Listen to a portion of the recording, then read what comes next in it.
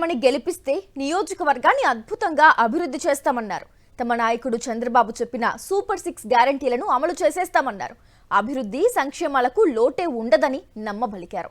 నిజమే కామోసు అనుకుని జనం నమ్మితే అధికారంలోకి వచ్చాక అందరినీ గాలి కొదిలేశారు. ఉమ్మడి చిత్తూరు జిల్లా పీలేరు నియోజకవర్గ ఎమ్మెల్యే నల్లారి కిషోర్ రెడ్డి పనితీరుపై ప్రజలు తీవ్ర అసంతృప్తితో ఉన్నారు. ప్రజలే కాదు, టీడీపీ కార్యకర్తలు, నేతలు సైతం తీవ్ర అసహనంతో ఉన్నారు. అక్రమ దందాలతో డబ్బులు సంపాదించడమే తప్ప కిషోర్ రెడ్డి నియోజకవర్గానికి చేసిందేమీ లేదని విమర్శలు వెల్లువెత్తుతున్నాయి. పీలేరు నియోజకవర్గం నుండి గత ఎన్నికల్లో మాజీ ముఖ్యమంత్రి కిరణ్ కుమార్ రెడ్డి సోదరుడు నల్లారి కిషోర్ రెడ్డి గెలిచారు. తనకు మంత్రి పదవి ఖాయమని కిషోర్ రెడ్డి నమ్మారు. అయితే చంద్రబాబు నాయుడు మొండి చేయి చూపించడంతో అలిగిన కిషోర్ రెడ్డి బాబుపై కోపాన్ని నియోజకవర్గంపై చూపిస్తున్నారు. గెలిచి 21 నెలలు దాటినా ఇంతవరకు నియోజకవర్గాన్ని పట్టించుకున్నదే లేదు కిషోర్ రెడ్డి.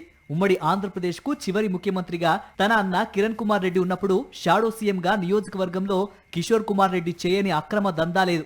అప్పుడు ఓ వెలుగు వెలిగిన కిషోర్ రెడ్డిని ఇప్పుడు పట్టించుకున్న వారే లేరు. ప్రజా సమస్యల పరిష్కారానికి ఎలాంటి చొరవ చూపని కిషోర్ రెడ్డి టీడీపీ నేతల్ని దగ్గరకు రానివ్వడం లేదట. కేవలం తన సామాజిక వర్గానికి చెందిన వారిని మాత్రమే చేరదీసి వారి పైరవీలు చేసి పెడుతున్నారని విమర్శలున్నాయి. నియోజకవర్గంలో కీలకమైన కమ్మ, బలిజ సామాజిక వర్గాలకు చెందిన నేతల్ని మాత్రం పట్టించుకోవడం లేదట. కిషోర్ రెడ్డి వైఖరిపై కమ్మ నేతలు చంద్రబాబు నాయుడు, నారా లోకేష్లకు ఫిర్యాదు చేశారట. అయినా ఎమ్మెల్యే తీరులో మార్పు రాలేదని వారు కుతకుతలాడిపోతున్నారు. కూటమి పాలన పట్ల విసిగి వేసారి ఉన్న నియోజకవర్గ ప్రజలు ఎమ్మెల్యే తీరుపై నిప్పులే చెరుగుతున్నారు. ఎప్పుడు ఎన్నికలొచ్చినా టీడీపీని ఇంటికి పంపితేనే గాని తమకు మంచి రోజులు రావని పీలేరు ప్రజలు వ్యాఖ్యానిస్తున్నారు.